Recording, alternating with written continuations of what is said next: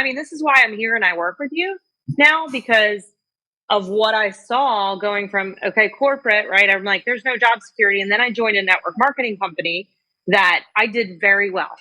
I did very well. My second year in, I was making six figures. For 3 years, I made six figures without, like, not close to working 40 hours a week.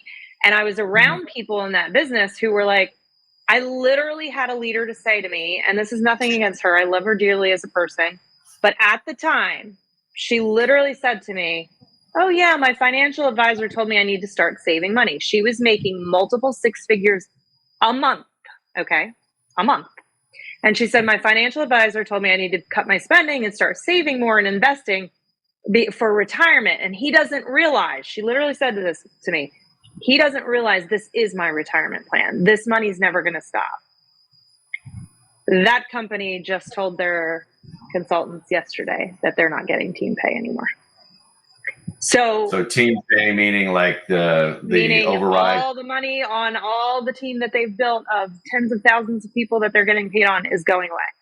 And I want to say, like, I hurt for those people, but also I'm so thankful that, like, my eyes were opened years ago. Like, when I started meeting with you, when I got my financial plan from you, because I saw just in my business, that business that was successful, we had one little hiccup at one point with technology, and my income was cut in half overnight because of a mistake on IT.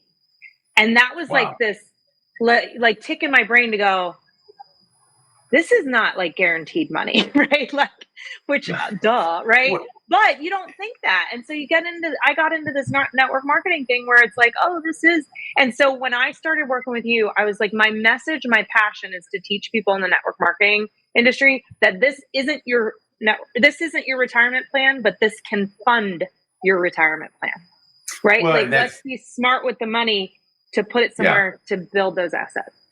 No, and that's the same thing. The same thing happens in the self-employed world too, right? You have, people come in, they start a company, they think they're going to grow it big. And I'm talking not the network marketing, but a traditional company. Right. They're going to grow it into this big thing, and then they're going to sell it for a bunch of money, and that's what they're going to live on, this, that, and the other. Well, the reality is, and I've seen it time and time again, what happens is as they're growing that business, they're living for the business, right? They're barely pulling money out to keep the business sustainable and thinking they're going to grow it, and then maybe start doing a little better. But down the road, a lot of things can happen, right? Number one, most businesses go out of business within the first year. Those that don't go out of business within the first 5 years, right? So it's probably not going to be there for you. Now, don't get me wrong, there are businesses that have been around a while and everybody thinks that's going to be them. Statistically speaking, the odds are against them. Let's just put it that way. So if you pour everything into it, then it's gone and you've got nothing to show for it. Now you're, 5, 10 years old and it's like, crap.